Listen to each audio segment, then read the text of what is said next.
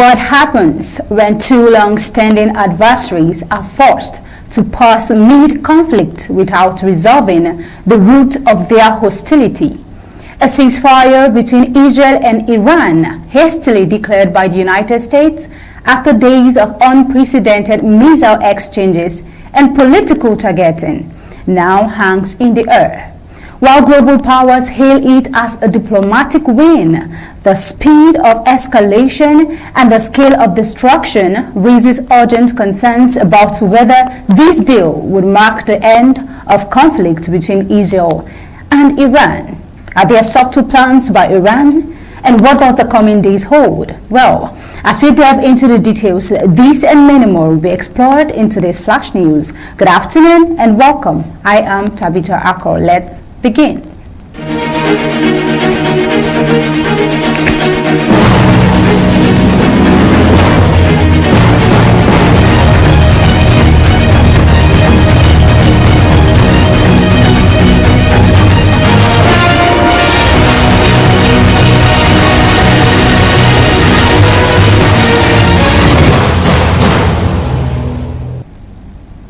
A ceasefire between Israel and Iran has officially taken effect following a 12-day military confrontation that brought both nations into direct and deadly conflict.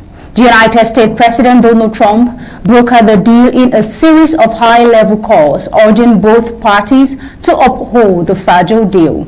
But as bombs fell and missiles flew in the hours preceding the announcement, the question remains, can a ceasefire be trusted when both parties are still trading blows? Shortly before the ceasefire was declared, Iran launched a series of missile attacks, reportedly killing 4 people in Beersheba, southern Israel.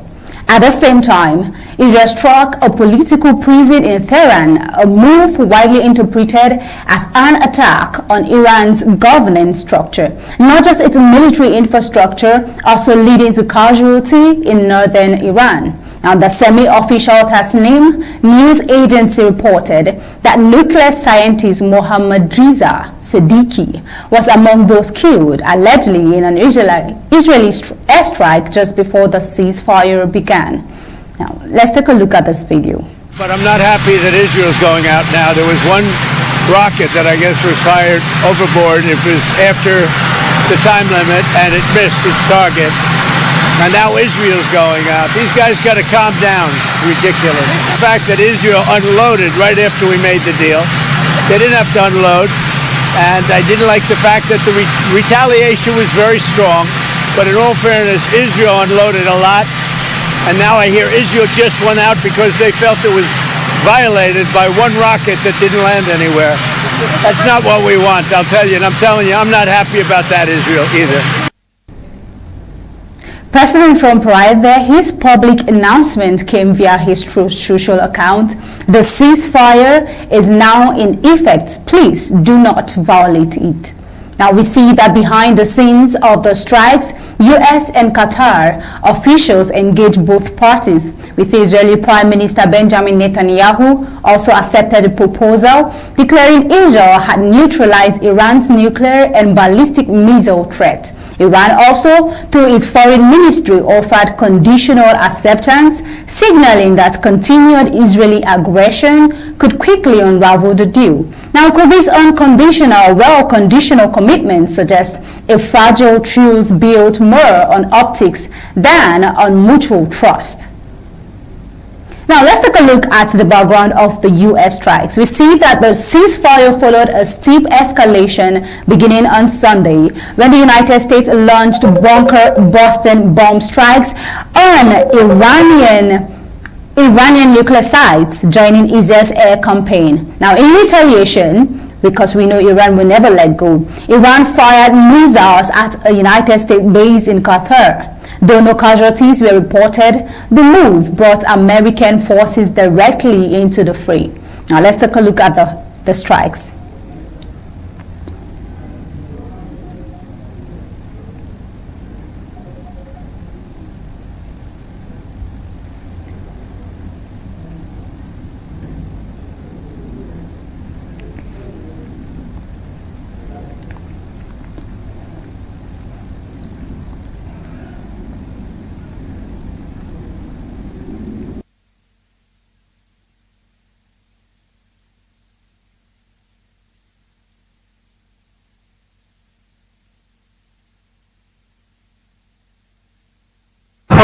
Madame.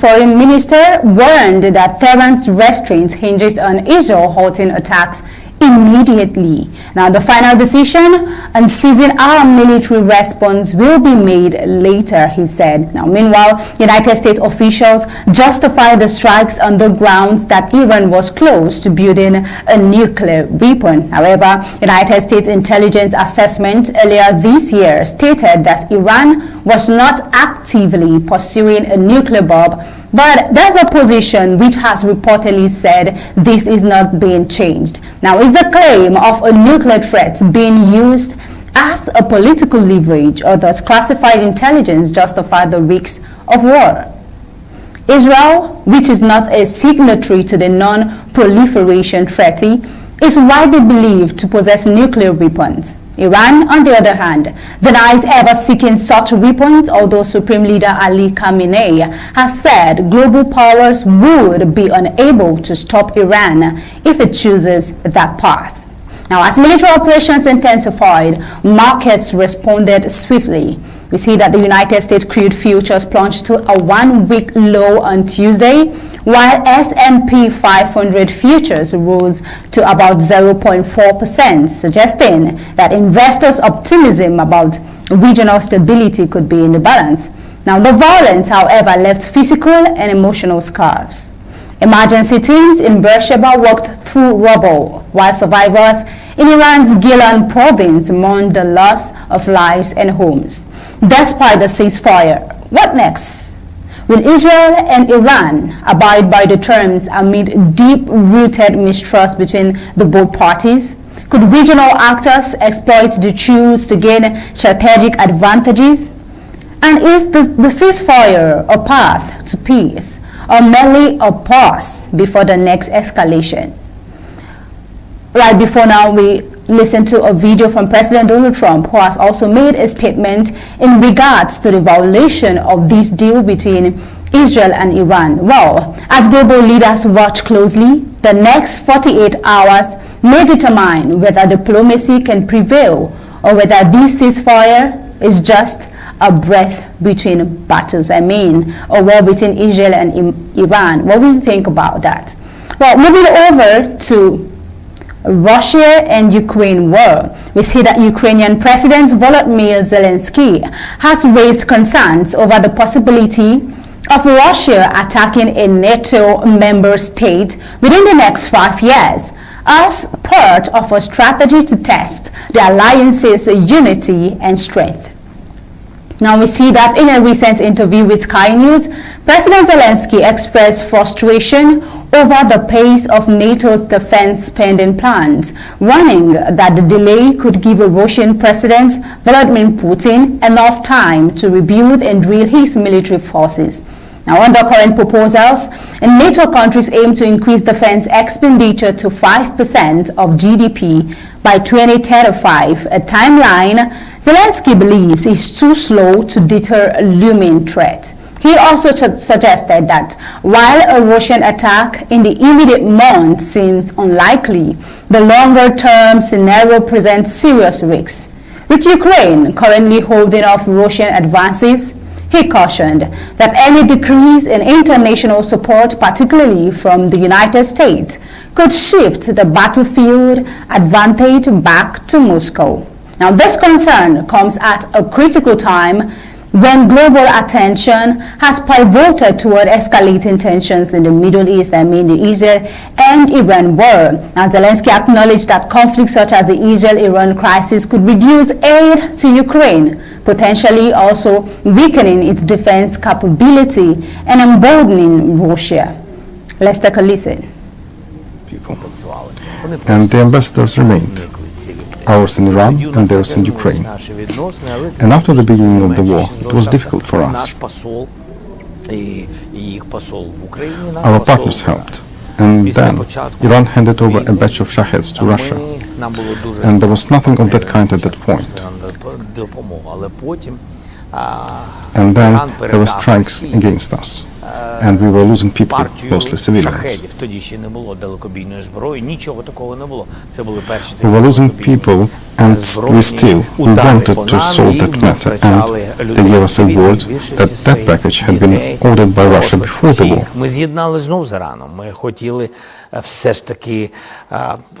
And they denied. They handed over thousands of those units, and they carried on, and then gave over licenses for the production plants to be constructed in Russia.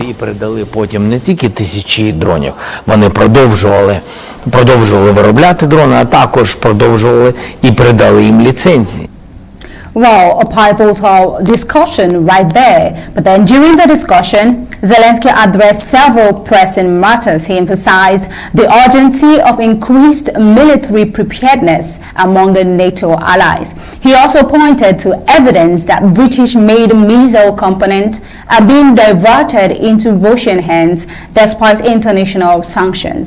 He added that while he also admitted that while he may not be the ideal leader to guide Ukraine through the war, his experiences marks him indispensable for now. Now, looking at the United States and Russia relationship as this war persists, he expressed skepticism about the United States and Russia's relations, especially under a renewed Trump presidency, describing them as tactical rather than genuine partnerships. Now, Zelenskyy, he also reiterated support for a ceasefire and peace negotiation if such talks offer a realistic path toward ending the war. However, he avoided commenting on whether any deal would involve territorial concessions to Russia, also maintaining that sustained military resistance and international sanctions are critical leverage points in also forcing President Vladimir Putin to the table. Now, as NATO leaders prepare to meet in The Hague to finalize the defense spending blueprint, the Ukrainian leader's remarks serve as a stark reminder of the strategic patience and military ambition that still define the Kremlin's posture. He warned that by 2030, Russia may possess significantly enhanced capabilities, potentially altering the balance of power in Europe once again. Meanwhile, with Ukraine caught between waning international focus and a persistent Russian threat, the question now is whether NATO can accelerate its collective resolve before time runs out. Well, the coming days will definitely justify Zelenskyy's takes or points as this matters unfold. Well, still on, we got this breaking news of billionaire Jeff Bezos and former TV journalist Lauren Sanchez, who are celebrating their multi-day wedding in Venice. But the festivities have triggered widespread backlash from local activists. The opulent event, reportedly stretching across 3 days, has taken over parts of historic city, including the island of San Giorgio, opposite St. Mark's Square. While the couple's guest list includes global celebrities such as Oprah Winfrey, Leonardo DiCaprio, Katy Perry, and Ivanka Trump, local groups argue that the affair exemplifies how elite private events are increasingly disrupting daily life in Venice. Also, environmental and civic advocacy groups, including No Space for Bezos, say the wedding highlights the ongoing commodification of the city. Protesters have voiced concern over restricted movement, closed-off areas, environmental risks associated with large yachts, and the continued sidelining of locals' needs. A large anti-Bezos banner was dropped from the bell tower of the San Giorgio Maggiore Basilica as an early statement of protest. More demonstrations are expected this week, including canal blockades and gatherings near party venues. Take a look. The problem is not the wedding, the problem is the system. We think that one big billionaire can't rent a city for his pleasure. We think that we need to tax the people that have a huge number of money and use this money for reduce the impact of climate change, to increase the healthcare system, to increase the welfare state. If you can have that much money to be able to do those kind of things, then yes, you can pay more taxes, and yes, you can help out people in the world that need it. No space for Bezos. Well, the protests also draw attention to broader systemic issues. We see unsustainable tourism, unavoidable housing, and a declining local population. Once a vibrant residential hub, Venice now sees over 4 million annual tourist arrivals against a dwindling population in its historic center, reportedly around 50,000 in 2023. Now, despite the uproar, Venice Mayor Luigi Brugnaro welcomed the event, describing it as a proof that the city remains an international stage for prestigious gatherings. City officials also maintain that the impact on locals will be minimal, with standard transport operations in place and guest attendance capped at 200. Venice has long struggled to balance its identity as a living city with its global appeal. In response to mass tourism, it introduced a tourist entry fee in 2024, limits on tour group sizes, and random visitor checks measures designed to manage crowds and preserve its fragile infrastructure. But for many residents, these measures fall short. The Bezos wedding has become a symbolic flashpoint in a broader struggle over who truly gets to occupy and enjoy the historic city of Venice. Well, as we hope that the coming weeks become a show of Jeff Bezos' extravagance, maybe a beautiful gathering of his wedding, we believe that it's going to be an amazing time for him. Well, until next time, this is where I'll be drawing the curtain onto this flash news. Remember, we will bring in your untold stories.